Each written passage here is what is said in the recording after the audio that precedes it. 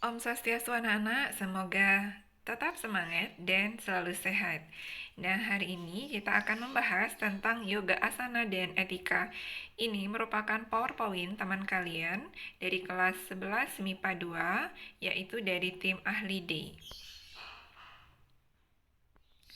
Adapun peta konsep atau rangkuman materi dari pemaparan konfirmasi materi ini adalah definisi, fase dalam yoga, kemudian 5 keadaan pikiran, Samprajnata yoga, dan Astanga yoga.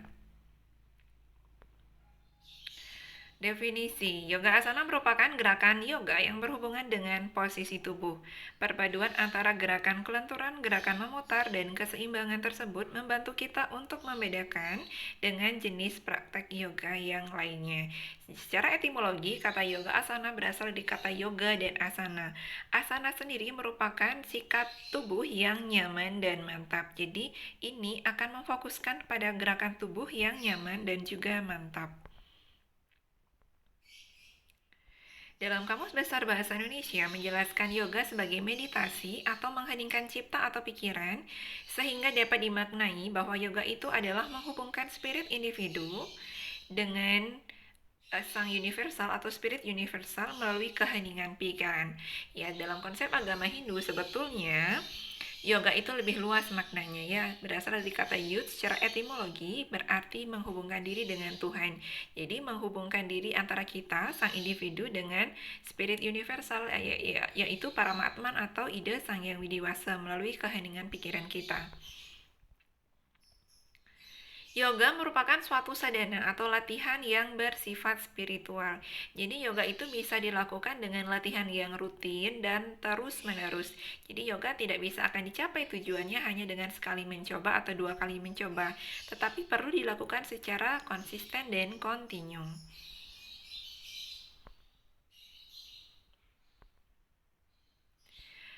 Dalam konsep agama Hindu, ada 4 cara untuk menghubungkan diri dengan Tuhan, yaitu dengan cara Bhakti Marga Yoga, Jnana Marga Yoga, Karma Marga Yoga, dan juga Raja Marga Yoga.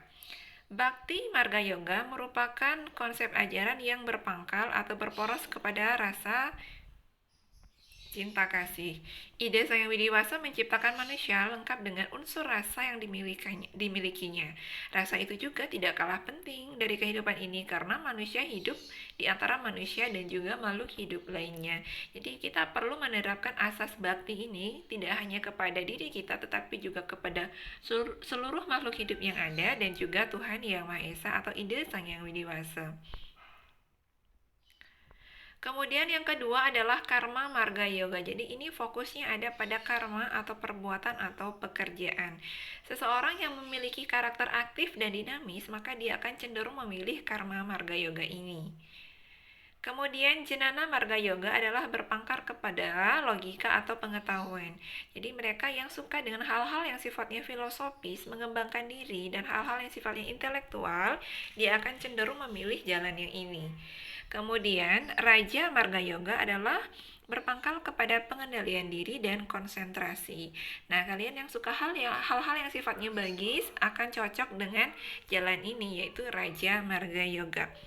Pertanyaannya, apakah keempat ajaran ini boleh dilakukan salah satu atau semuanya? Jawabannya adalah setiap manusia memiliki karakter yang berbeda-beda. Setiap manusia akan cenderung memilih salah satu atau bahkan lebih di antara jalan marga yoga ini. Yang mana yang lebih dominan tergantung dari sifat manusia itu sendiri. Sebagai contoh, si A suka dengan hal-hal yang sifatnya aktif dan dinamis, suka pekerjaan yang sifatnya beraktivitas, maka dia akan cenderung ke karma marga yoga. Namun tidak juga menutup kemungkinan bahwa dia meninggalkan bakti, jenana, dan raja marga yoga. Keempatnya ini berjalan bersinergi. Jika diibaratkan dengan seekor burung, bakti marga yoga adalah sayap kiri, jenana marga yoga adalah sayap kanan. Cinta kasih dan juga pengetahuan atau logika harus berjalan beriringan. Tidak ada cinta yang berjalan tanpa logika. Jika itu terjadi, maka tidak akan tercapai apa yang diinginkan.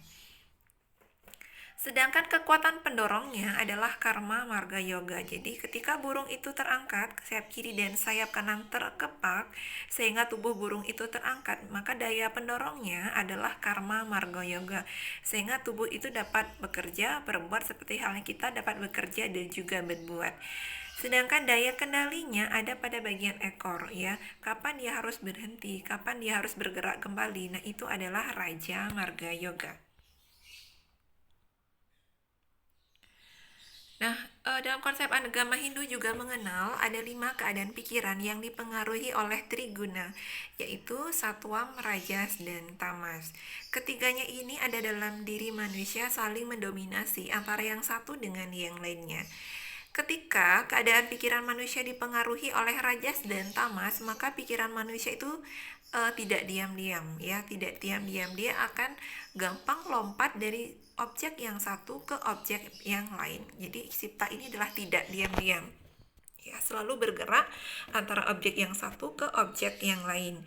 Kemudian muda yaitu lamban dan malas ketika pikiran manusia dipengaruhi oleh tamas atau hal-hal yang sifatnya lamban, malas atau unsur kegelapan. Maka jadilah mereka cenderung suka tidur, suka berbaring, tidak segera melakukan pekerjaan dan suka menunda-nunda pekerjaan. Yang ketiga adalah wisipta. Ketika manusia dipengaruhi oleh guna rajas, maka pikirannya menjadi kacau, bingung, tidak tentu arah, tidak tahu harus kemana.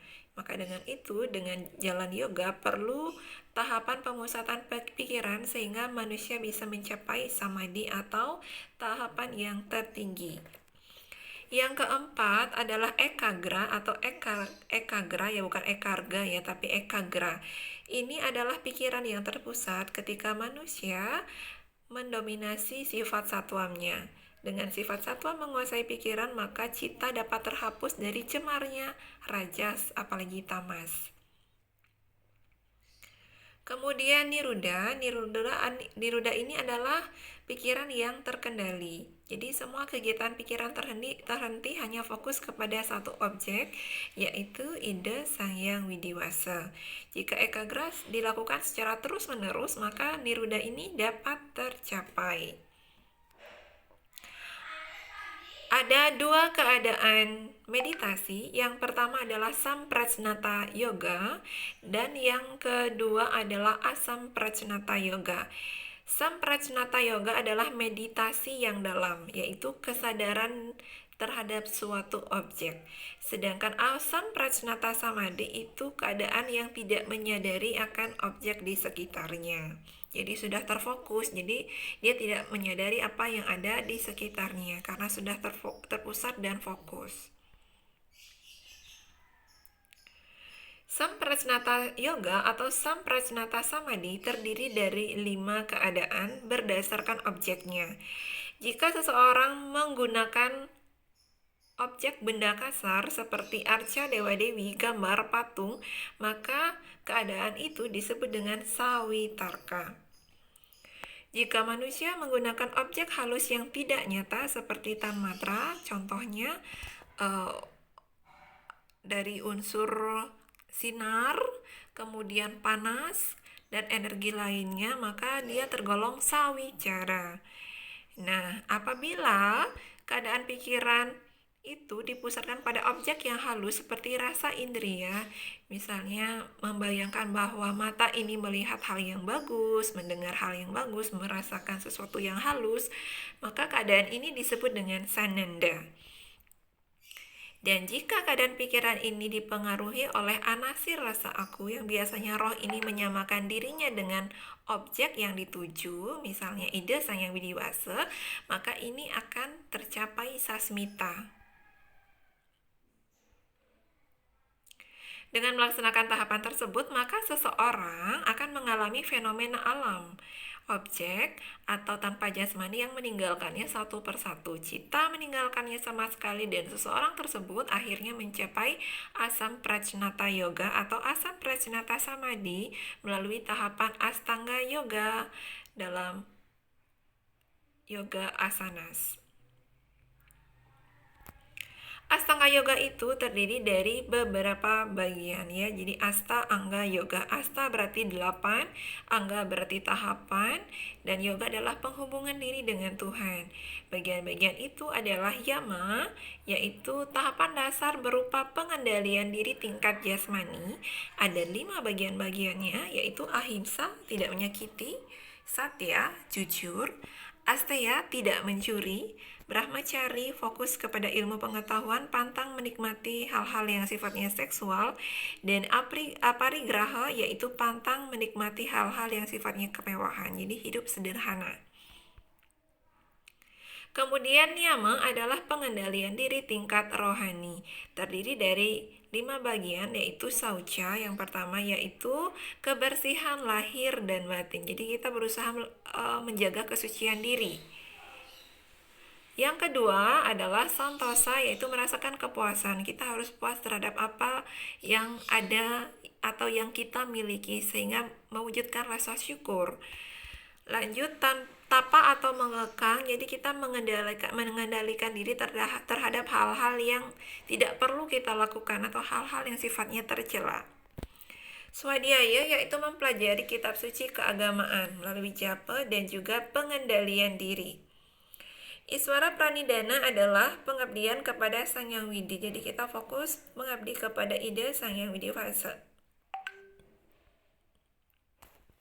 Tahapan berikutnya adalah asana. Asana ini merupakan sikap yang nyaman dan mantap. Ya, jadi berupa sikap-sikap tubuh atau gerakan-gerakan tubuh berbagai macam jumlahnya. Ada jutaan jumlahnya yoga asanas ini. Kemudian diekstrak menjadi 12 gerakan dalam gerakan Surya Namaskara. Ya, gerakan Surya Namaskara adalah suatu cara untuk melakukan penghormatan kepada Dewa Matahari atau Dewa Surya. Ya, biasanya dilakukan pada pagi hari atau bahkan bisa juga dilakukan pada sore hari. Pranayama adalah pengaturan nafas. Pengaturan nafas ini bisa dilakukan dengan 2 cara, menarik dan mengeluarkan nafas. Pada saat menarik nafas, mengeluarkan suara so dan mengeluarkannya dengan suara ham. Jadi ketika kalian bernafas, tarik so dan ham saat mengeluarkan nafas, maka kalian akan merasa selalu terhubung ketika bernafas dengan ide Sang Hyang Widi Wasa. Kemudian pranayama ini terdiri dari 3 bagian. Pertama, menarik nafas, puraka, menahan nafas, kumbhaka, recaka, mengeluarkan nafas. Ketiganya ini idealnya dilakukan selama 7 detik.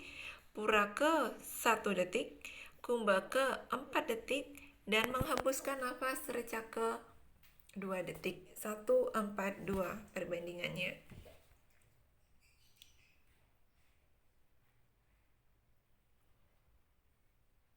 Nah, ini kemudian tahapan berikutnya adalah dharana, ya. Dharana ini adalah pengendalian diri, ya, pengendalian atau penarikan indera dari objek-objeknya. Kemudian dhyana ini adalah pemusatan pikiran yang tidak putus-putus. Jadi pikiran sudah terpusat dan tidak lagi memikirkan hal-hal sesuai dengan yang ada di sekitar kita. Samadhi ini adalah pikiran yang terpusat, ya. Samadhi pikiran yang terpusat terdiri dari 2 bagian, yaitu Samprajnata Samadhi dan Asamprajnata Samadhi. Oke, dapat disimpulkan bahwa yoga ini merupakan cara atau jalan untuk pengendalian diri atau pikiran manusia, serta bisa menghilangkan kegelisahan yang ada pada diri manusia itu sendiri dengan cara melakukan meditasi dan pengheningkan cipta. Dengan yoga ini, kalian bisa melakukan tahapan-tahapan melalui pengendalian diri tingkat jasmani sebagai awal sampai pada akhirnya kalian bisa mencapai tahapan samadhi. Baik, demikian yang dapat dikonfirmasi terkait materi ini. Semoga bisa membantu pemahaman kalian agar bisa memahami materi ini secara menyeluruh. Terima kasih, tetap semangat, stay safe. Sina Parama Santi Om, Santi Santi Santi Om.